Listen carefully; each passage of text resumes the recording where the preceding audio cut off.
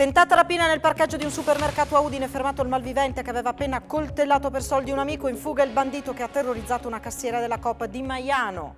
Dopo 7 anni sembra conclusa l'odissea processuale per l'incidente in piscina a Gemona, nel quale un bimbo rischiò di annegare e rimase semiparalizzato. Il Tribunale di Udine conferma le 2 condanne del giudice di pace di Tolmezzo. Corsa contro il tempo per ultimare i cantieri, non perdere i benefici del super bonus. Al 31 dicembre si deve dimostrare di aver chiuso il cantiere, ma i materiali in molti casi sono in consegna nel 2023. Al via Pordenone Legge, la città vestita di giallo-nero torna ad accogliere visitatori in massa dopo la caduta delle restrizioni per la pandemia. La delegazione del Friuli Venezia Giulia si è aggiudicata il titolo di campione delle regioni 2022 tra gli atleti in evidenza Laura Bidin, Camilla Martegani e Diego Nardini.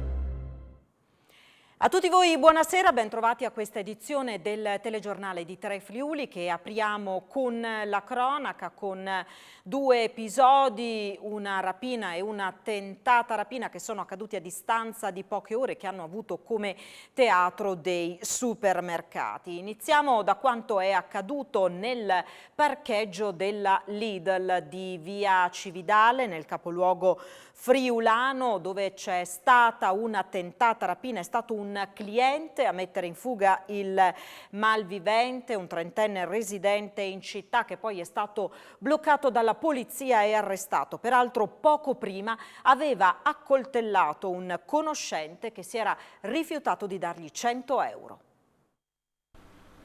Sventa una rapina nel parcheggio del supermercato Lidl di via Cividale a Udine e insegue il malvivente, poi bloccato dalle agenti di polizia con il taser e arrestato per tentata rapina aggravata, lesioni personali e resistenza a pubblico ufficiale.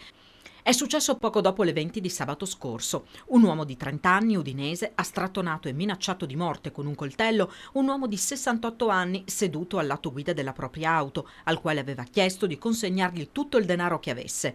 La vittima era al telefono con la compagna e in quel momento fuori regione. Sentendolo urlare, ha allertato le forze dell'ordine. Nel frattempo, un cliente di 34 anni ha messo in fuga il rapinatore e a piedi si è messo sulle sue tracce tentando di fermarlo. Ha anche avvisato dell'accaduto 2 agenti della polizia locale che si trovavano poco distanti e poi intervenuta una volante della questura. Il rapinatore si è scagliato contro gli agenti con fare aggressivo cercando di colpirli. I poliziotti a quel punto lo hanno bloccato utilizzando il taser in dotazione, lo hanno portato in questura e arrestato.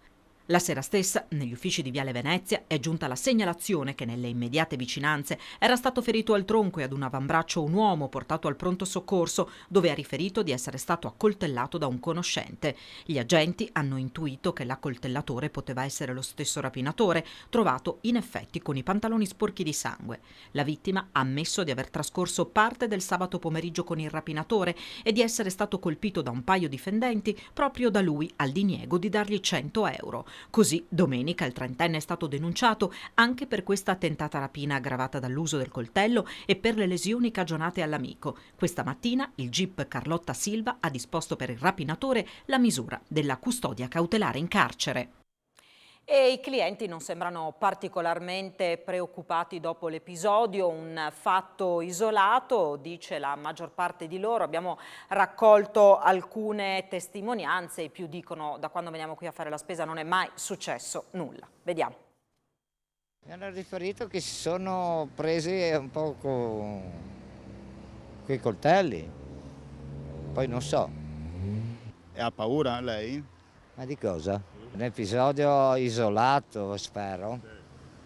Qua non succede mai niente, qua può andare tranquillo e sereno, non è mai successo niente qua, proprio mai. Io sono 20 anni che vengo qua, più. Lascio la bicicletta tante volte aperta e nessuno mi ha toccato niente. È pericoloso andare a fare la spesa la sera? No, mai. No. Lei si sente sicura? Sicura, sicurissima. No, non mi è mai capitato, non ho mai avuto paura, neanche ne ho pensato. No, a me qua di sicuro non capita, non vedo nulla di male qui in giro, però di sicuro gente che ha brutte intenzioni, cioè, sicuramente. Udine Est alla fine secondo me sono più dicerie di quel che succedeva tanto tempo fa. Certo, se ci sono delle persone che hanno dei comportamenti un po' strani, basta non guardare, basta far finta di nulla, perché a volte uno guarda e magari quello lì è un malintenzionato che controlla la situazione. Lei si sente tranquilla a fare la spesa? Devo farla, se voglio mangiare devo fare la spesa, se no digiuno, di conseguenza ho paura o no. E invece ancora in fuga il malvivente autore della rapina alla Coop di Maiano ieri sera. Dopo aver terrorizzato la cassiera se n'è andato portando via 900 euro. Per le indagini potrebbero essere utili le riprese delle telecamere di videosorveglianza. La testimonianza di un'esercente vicina che dice: adesso ho paura. Ammonta a 900 euro il bottino della rapina messa a segno ieri sera all'orario di chiusura presso il punto vendita Coop di via Udine a Maiano. Un bandito solitario parzialmente travisato e apparentemente non armato è entrato e, rivolgendosi ad una cassiera, si è fatto consegnare il contante pronunciando poche parole senza tradire alcuna inflessione dialettale per far arrivare il messaggio. Ha usato questi termini: dammi i soldi, è meglio per te. La donna, terrorizzata, una 49enne di San Daniele, ha secondato la richiesta. Il rapinatore ha ritirato il denaro ed è fuggito. Sul posto sono giunti i carabinieri dell'investigativo della stazione di Maiano, avviando indagini e battute di ricerca. In queste ore, proprio da lì si spera potrebbe esserci una svolta. Sono proprio in questo momento in visionamento le immagini delle telecamere che sono installate sul perimetro della struttura. Dinanzi alla Coop, la titolare del panificio non nasconde la sua paura. Ho paura sì, perché mi sono venuta giù, invece di chiudere con una chiave ne ho chiuso con 2 chiavi il portoncino dove entriamo per andare di sopra. Sì, la cifra è piccola, 900 euro, Sì. dovrà pagare una bolletta. Sì, che si vergognin e che le din lavoro. Nel 2015 un bimbo rischiò di annegare in piscina a Gemone. Dopo quell'episodio rimase semi-paralizzato. Oggi la vicenda processuale è finalmente giunta a un termine. Il Tribunale di Udine ha confermato la sentenza del giudice di pace di Tolmezzo. Sono stati condannati l'istruttore di nuoto e l'allora presidente dell'associazione che gestiva la struttura. L'odissea processuale per l'incidente in cui nel 2015 un bambino di 3 anni e mezzo rischiò di annegare nella piscina di Gemona e rimase semiparalizzato è giunta finalmente a una conclusione. Il giudice del Tribunale di Udine, Giulia Pussini, ha confermato la sentenza del giudice di pace di Tolmezzo. La 48enne Iris Gaier, allora presidente dell'associazione che gestiva la struttura, e il 27enne Valerio Forgiarini, istruttore di nuoto, sono responsabili delle lesioni gravissime subite dal piccolo. I due erano stati condannati a una multa e al versamento alla famiglia di una provvisionale di 30.000 euro. Prima della discussione, la quinta in 7 anni, la donna ha chiesto scusa ai genitori da parte dell'associazione, affermando di essersi occupata solo di questioni amministrative e non dell'attrezzatura o del metodo di insegnamento. L'istruttore ha dichiarato di non saper dare una spiegazione dell'accaduto e che l'incidente ha segnato per sempre la sua vita. Il PM e il rappresentante della famiglia, l'avvocato Barbara Zilli, hanno sottolineato la responsabilità dell'istruttore e della presidente. Il primo per una negligenza nella sorveglianza, la seconda perché a conoscenza, tra le altre cose, dell'utilizzo del dispositivo che avrebbe causato l'incidente, una sorta di tartaruga artigianale usata per il galleggiamento. Nell'arringa il difensore, l'avvocato Emanuele Rosanda, ha chiesto la soluzione, ribattendo che le questioni tecniche non erano di competenza della presidente, ma della coordinatrice dell'associazione, che l'istruttore aveva perso di vista il piccolo solo per pochi attimi per sorvegliare altri bambini e che in ogni caso non è stato provato il nesso di causalità tra il comportamento dei due e l'incidente. Un'istanza di sollecito all'impugnazione della sentenza nei confronti di Alejandro Augusto Stefan Meran, assolto in quanto non ritenuto imputabile dall'accusa di aver ucciso i 2 poliziotti Matteo De Menego e Pierluigi Rotta durante la sparatoria in questura nel capoluogo giuliano, è stata depositata oggi alla Procura Generale della Corte d'Appello di Trieste dagli avvocati Walter Biscotti, Ilaria Pignattini, difensori dell'associazione Feriti e Vittime della Criminalità e del Dovere, parte civile nel procedimento. L'istanza insiste affinché la Procura Generale provveda a proporre appello. E rischia sino a 12 anni di carcere l'uomo di 65 anni che il mese scorso aveva palpeggiato e molestato alcune donne nei pressi dell'autostazione di Tolmezzo. Era stato fermato dalla polizia locale a bordo di un autobus in partenza. Rischia da 6 a 12 anni di reclusione per reato di violenza sessuale il 65enne Carnico che il mese scorso era stato fermato dalla polizia locale della comunità di montagna della Carnia nei pressi dell'autostazione di Tolmezzo per aver importunato e palpeggiato alcune donne. Gli agenti, sopraggiunti immediatamente dopo la richiesta di intervento inoltrata dal caposervizio dell'autostazione stessa, avevano fermato ed identificato l'uomo che in stato di ebbrezza alcolica si trovava a bordo di un autobus in partenza da lì a poco. Nel frattempo le donne si erano già allontanate senza poter essere del tutto identificate e si era quindi resa necessaria un'articolata e delicata attività di indagine partendo dall'analisi delle immagini di videosorveglianza della mattinata in cui si erano svolti i fatti. Da qui sono stati ricostruiti i movimenti dell'uomo all'interno dell'autostazione. Una volta confermato l'accaduto si è potuto risalire all'identità delle singole vittime, le quali dopo essere state rintracciate dalla polizia locale nel corso delle successive settimane hanno deciso di sporgere denuncia. Profondamente turbate e scosse dall'accaduto, avevano infatti esitato in un primo momento a rivolgersi autonomamente alle forze dell'ordine. Un deltaplanista polacco è precipitato poco dopo il decollo dal monte Valinis. È successo attorno alle 13. L'uomo, un quarantenne, ha perso il controllo del velivolo a causa del vento da nord che l'ha spinto verso il basso. A soccorrerlo è stato l'elisoccorso del SUEM di Pieve di Cadore, che ha sbarcato il personale sul posto e ha provveduto a imbarcarlo e condurlo all'ospedale di Pordenone. Per lui un forte trauma alla schiena. 22 automobilisti trovati positivi all'alcol test, altrettante patenti ritirate, 250 i punti decurtati dalle patenti. È il bilancio delle forze dell'ordine a Friuli Doc, presidiato con l'impiego di oltre 200 uomini.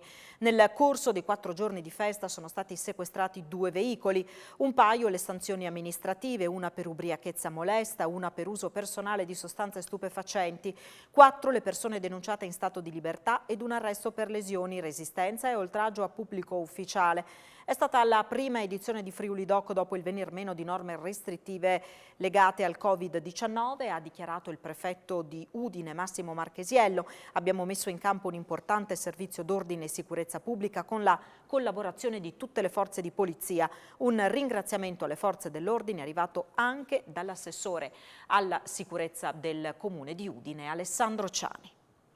Procedere d'ufficio senza la necessità di denuncia nei casi di aggressione ai danni del personale sanitario. Lo chiede come deterrente per un fenomeno sempre più diffuso anche in Friuli il presidente dell'Ordine dei Medici di Udine.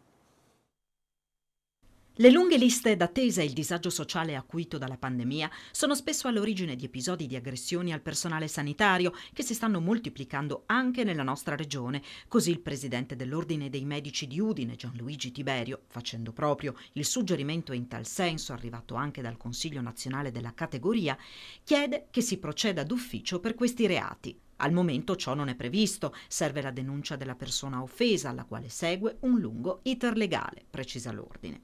I medici spesso, spiega Tiberio, non fanno emergere queste situazioni proprio per evitare tali percorsi giudiziari, ma sono anche spinti dal desiderio di non turbare l'equilibrio con i pazienti.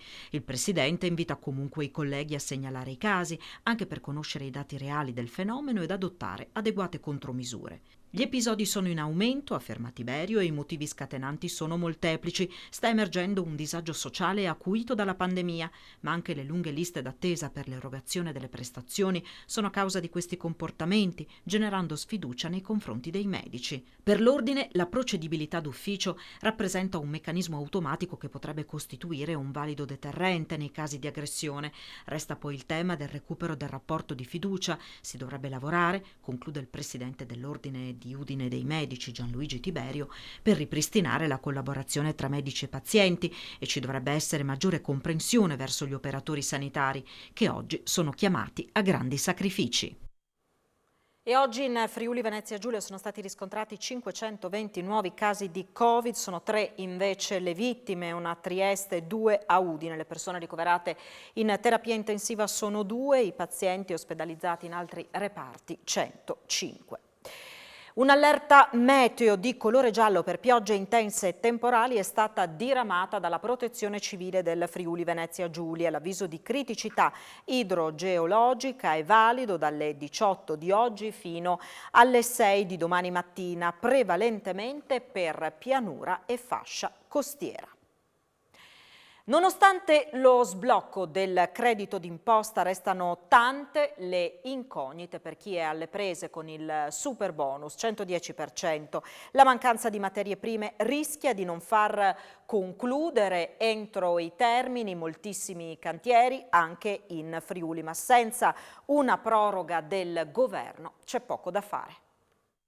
Una toppa è stata messa, ma per coloro che sono alle prese con il super bonus le incognite restano tante. Ieri il decreto aiuti bis ha parzialmente sbloccato la cessione dei crediti, stabilendo che la responsabilità in solido si configura solo se il concorso nella valutazione avviene con dolo o colpa grave. Insomma, saranno colpiti i truffatori, ma tutti quelli che sono in regola devono comunque lottare contro il tempo. 2. Le date segnate in rosso: 30 settembre per il 30% dei lavori e 31 dicembre per ultimare i cantieri. Tra i tanti ostacoli del 110 e la carenza di materiale a preoccupare di più cittadini e imprese. Così c'è il rischio che i materiali edilizi e di arredo non arrivino in tempo. Per chiudere tutto entro la fine dell'anno c'è poco da fare, spiega il commercialista Alberto Maria Camilotti, senza un'ulteriore proroga del governo, che è auspicabile. Al momento chi non ha concluso il cantiere entro il 31 dicembre rischia di restare beffato, ma c'è sempre il paracadute del 65%. Il consiglio, va avanti il commercialista, è quello di pagare tutte le fatture entro il 2022, sperando che poi ci sia la possibilità di ultimare i lavori a materiale ricevuto. Per chi non riesce a cedere il credito, le speranze sono poche, secondo Camilotti. Dopo il decreto di ieri si può provare a fare la cessione tra privati, le banche hanno chiuso i rubinetti. Quanto alle materie, lo stato drammatico della situazione è confermato dal presidente di Confartigianato Udine Graziano Tilatti. Materie prime alle stelle o introvabili e ritardi di produzione per i costi energetici, dice, stanno allungando enormemente i tempi di approvvigionamento.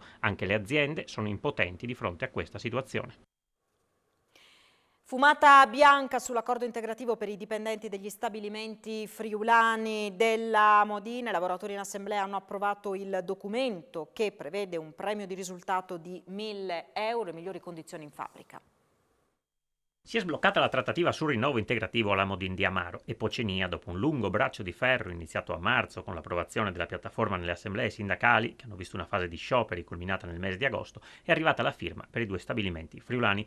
L'accordo, che stabilisce diversi miglioramenti normativi ed economici, è stato approvato nelle assemblee tenutosi nei due stabilimenti, a cui hanno partecipato più di 500 dipendenti, col 71% dei voti favorevoli.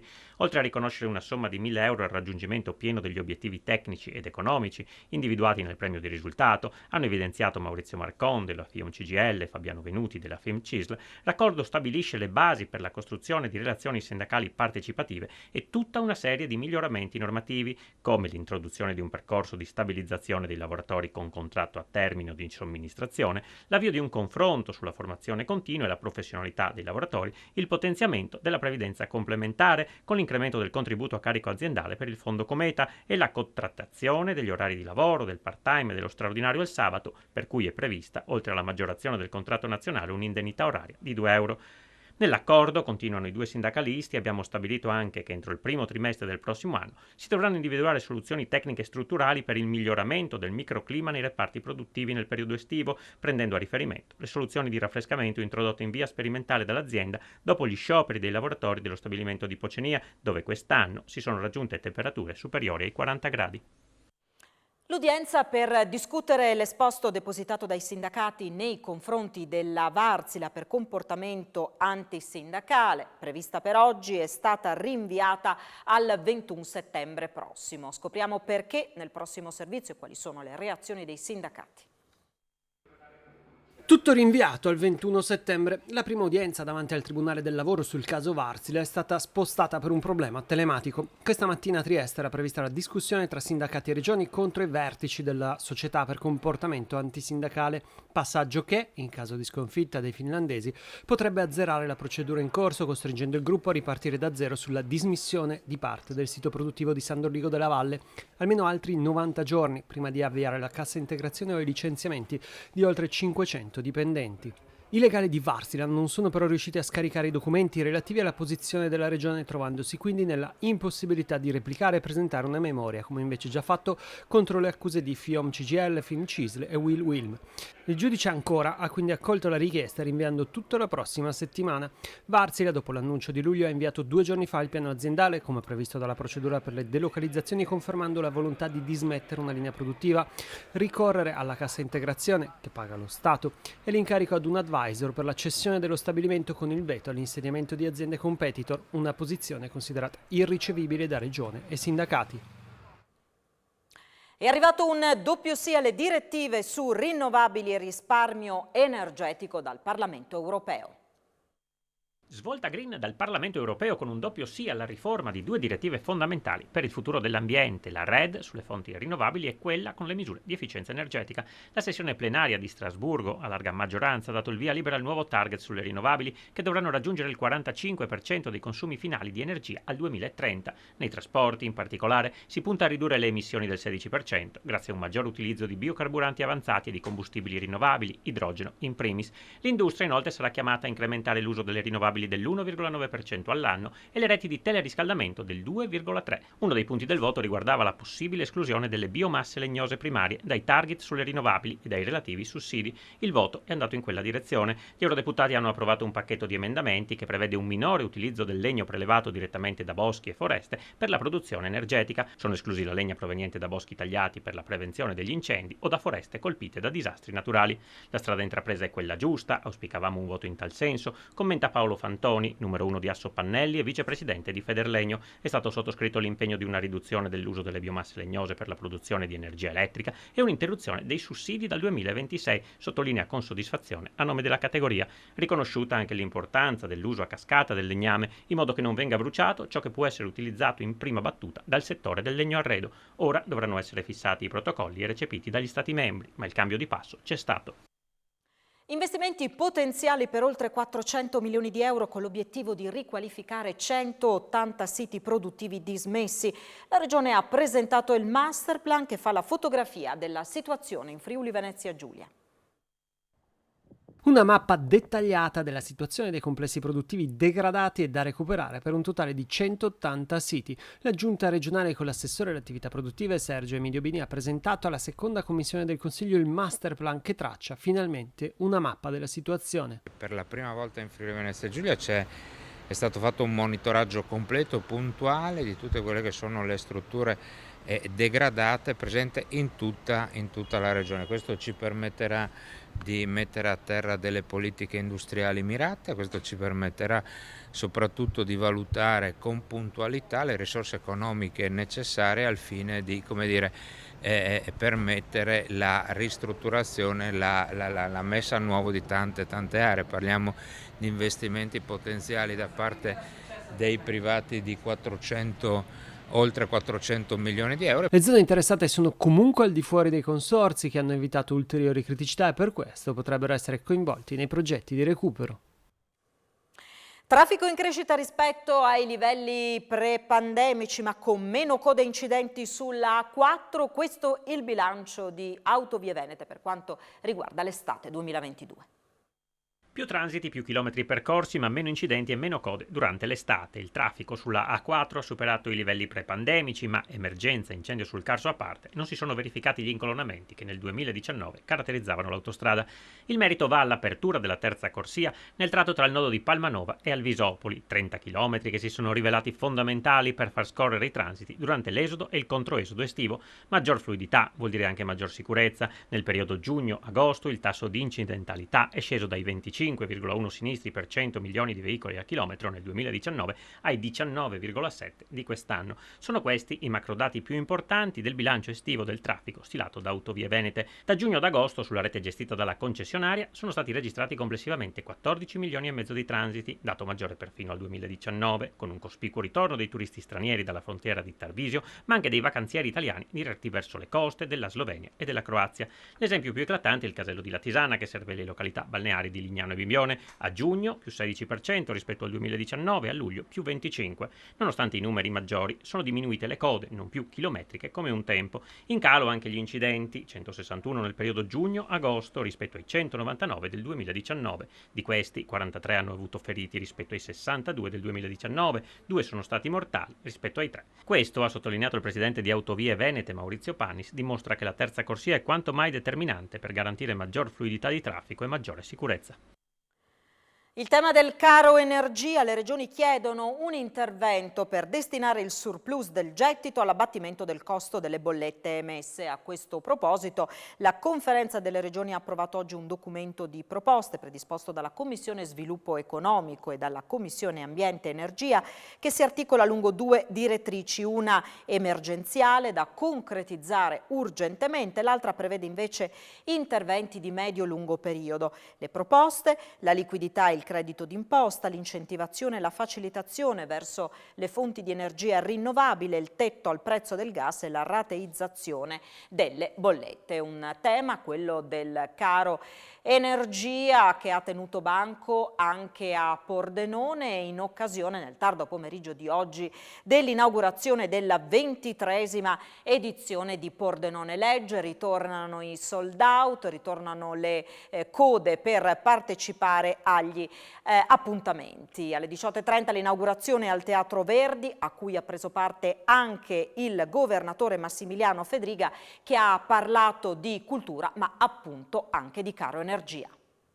Pordenone Legge è ormai diventata una manifestazione di carattere nazionale con anche un'attrattiva internazionale. Pordenone Legge quindi negli anni è riuscita a costruire uno spazio importantissimo che mette il Friuli Venezia Giulia al centro delle manifestazioni, una delle principali manifestazioni regionali, ma proprio per la sua valenza nazionale. Quindi sono contento ovviamente che l'esperienza prosegua, sono contento che continui ad ingrandirsi e Regione Friuli Venezia Giulia ci ha creduto e ci continua a credere, per questo anche gli investimenti che facciamo nel far crescere la manifestazione sono stati importanti, perché è anche importante l'impegno che gli organizzatori ci hanno messo e i risultati che stanno ottenendo. Ed è importante anche l'impegno del Presidente Fedriga nel tentativo di salvare il salvabile, il caro energia che fa paura.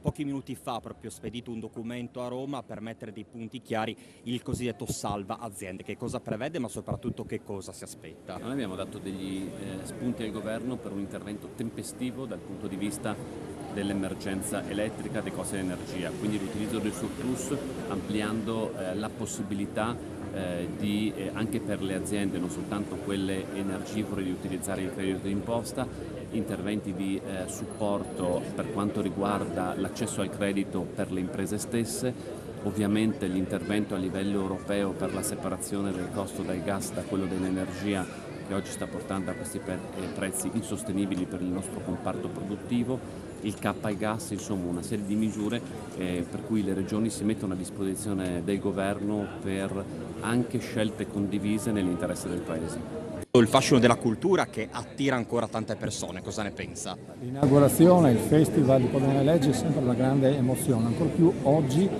dove assume anche un significato particolare. Abbiamo attraversato la crisi pandemica, non siamo neanche quasi accorti che era finita, ci siamo ricacciati nettamente in una crisi finanziaria e energetica con degli esiti davvero terribili. Questo indurisce i cuori, mortifica gli animi, la cultura da questo punto di vista, quello non manca, può essere un balsamo per essere un po' più vivi, per guardare con maggior fiducia al futuro. E il dramma del caro energia mette in ginocchio le palestre che guardano all'autunno con terrore.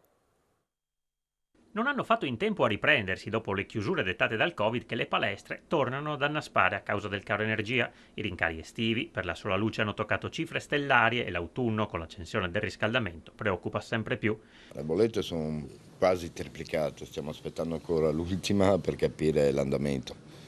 Qui i costi continuano a aumentare e non si riesce a pianificare un futuro, perché adesso in autunno, quando parte il riscaldamento, vedremo quali saranno i costi di gestione. La media del passato era intorno ai 2.500-3.000, quest'anno non lo so proprio, non posso fare una previsione. I costi di riscaldamento abbiamo 1.000 metri quadri, quindi incidono parecchio qui. È impossibile tenere spento il riscaldamento in un'attività, anche perché ci sono qui sudi, fai sport, per cui dopo non puoi permetterti di ammalarti. E se pochi erano stati i ristori per la pandemia, ora gli aiuti sono a zero. Ma io allo stato attuale non ho ricevuto niente, non so neanche se ci siano, mi è arrivato l'altro giorno un modulo dal CONI per avere delle agevolazioni, adesso lo sto valutando come compilarlo, perché oltretutto chiaramente la burocrazia in Italia fa di tutto per complicarti la vita e non agevolarti.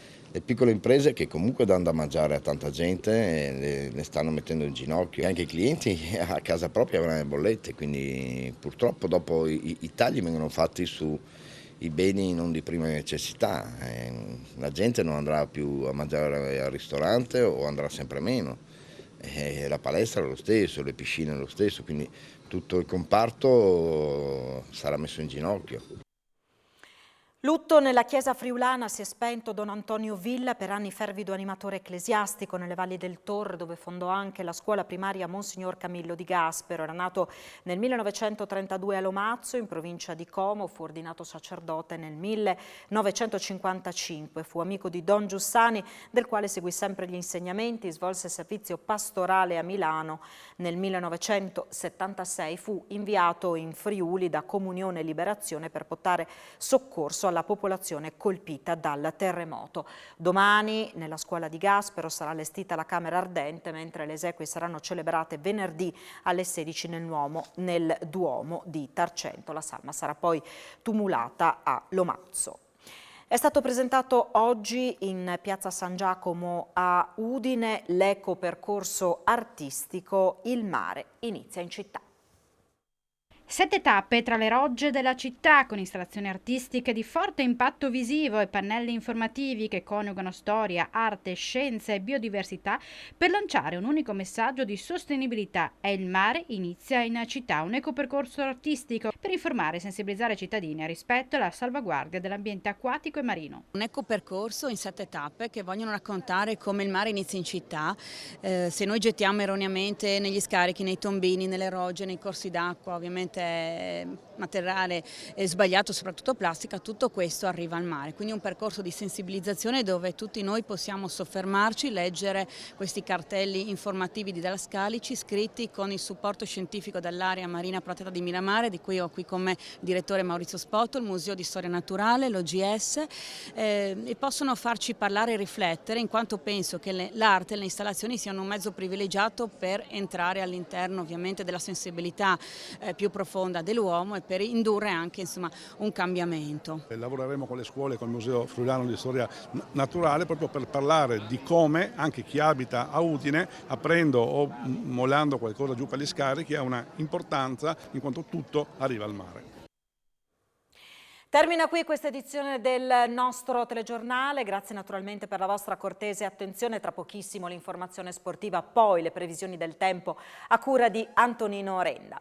Buon proseguimento di serata in compagnia di Telefriuli, arrivederci.